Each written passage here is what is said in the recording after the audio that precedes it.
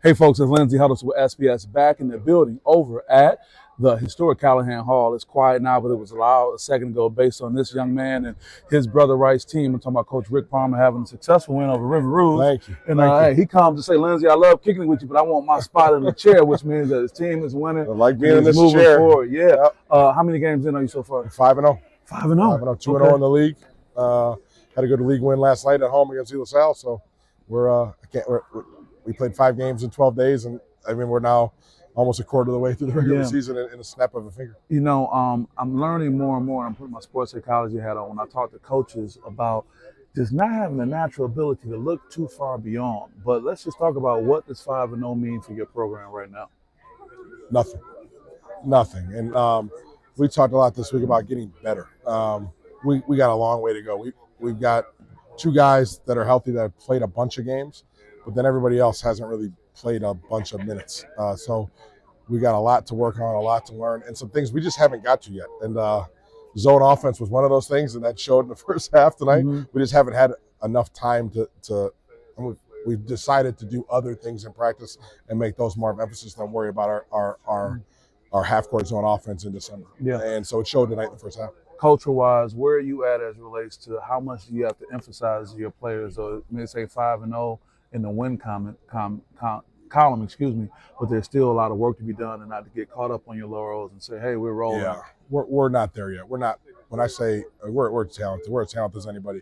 I wouldn't trade anybody rosters, but we got a long way to go as far as what's important in practice, the things we're emphasizing. We're fighting with them a little bit in practice just because we don't have championship focus every day yet. And again, that's a young team. So I keep saying to them, do we have to take a butt whooping to figure it out? Or can I take your word for it? Or can we learn? And tonight was the first time we trailed in the game. I mean, I don't think we've been out 2-0 yet. So to be down at halftime, our halftime today was really, really good. I know you talk about sports psychology and stuff. Sure. Our 2 seniors that have been through this, Jacob Lamb and Trevor Smith, they spoke up at halftime, kind of talked to the young guys, and it wasn't like it wasn't a pat on your back, hey, you're doing okay. It was kind of a stern, like, hey, we got to trust and we got to do this. And to the younger guys' credit, they took it. They took it. And so then we talked a lot about trust at halftime, and I thought the adjustments we had to make just on the board, they trusted, and we had some success in the second half. That's great. You got to feel good about that. I feel really good about that. So tonight I said we've had 4 blowouts and I'm more proud of this because we had to go through some stuff, and that was the first any type of adversity we faced all year. So well, I know your feet are barely on the ground. Well, let's talk about the fact that you're here with your good friend and alumnus, Chris Webber. Let's talk about being involved in this event. Yeah, so I've said this in a couple interviews. When I was 7 or 8 years old, I didn't have dreams of playing the NBA. I went to Country Day from kindergarten up, and so when I was in kindergarten, first grade, second grade, I would go. My hero was Chris, and I was at a bunch of his high school games. And all I wanted to do, I didn't have NBA aspirations. All I wanted to do was I just wanted to grow up and play basketball at Country Day, and because of him. So when this opportunity came up, like we were in another event, and I just called the other tournament director and said, "Hey man, sorry, my childhood hero called me. He said he wants us to play, and so I'm in." You can't be mad at that. Yeah. So and he wasn't, he wasn't, and so I hope this is a thing he continues to grow and build, and something we can continue to be good enough to be a part of.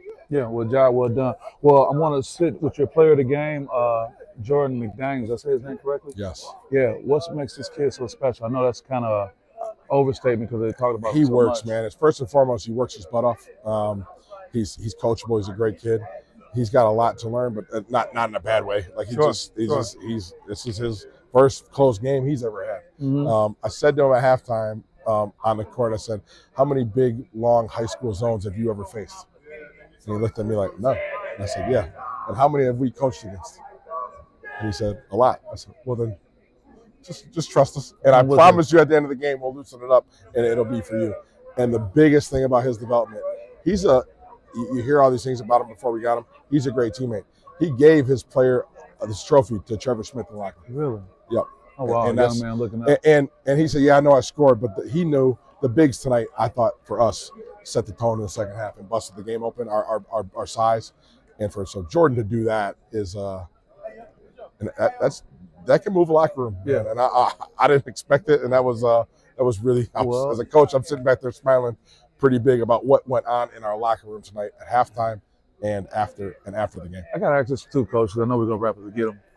This kid was in the lottery. Everybody wanted this kid, man. Everybody wanted him. He had the ability to go a lot of places. What makes Brother Rice a place where he would land? And I mean, he's talented, so of course everyone wanted him. When we had him on our shadow day, we had him in our open house. We had a chance to sit down and talk to him. You know, I talked to him about the other guys that I've coached and the type of player he could be, but also that we were going to coach him. So if he didn't want to be pushed, if he didn't want to work, I think our culture and our work ethic, like, you know, we're in the gym fall, spring, summer, 6 a.m. Well, he's already doing that. So he had to pick a program that matched his work ethic, and I think that was one of the big things for us. But you know, I'm pretty happy he did. Coach Keener, our coach, Chris and I's coach, talks about generational players all the time, and he said I was blessed to have a once in a lifetime player 5 or 6 times. Is what he said about Chris and Shane and Ray McCallum and Edmund Sumner, and you know, Jordan's got a chance to be one of those guys, and he works like he wants to be one. So yeah. That's first and foremost what you got to do. I appreciate you sharing that. I'm not surprised that he landed where he is. Always a pleasure, man. All right. We'll see you soon. See ya. With that being said, God, Lindsay House with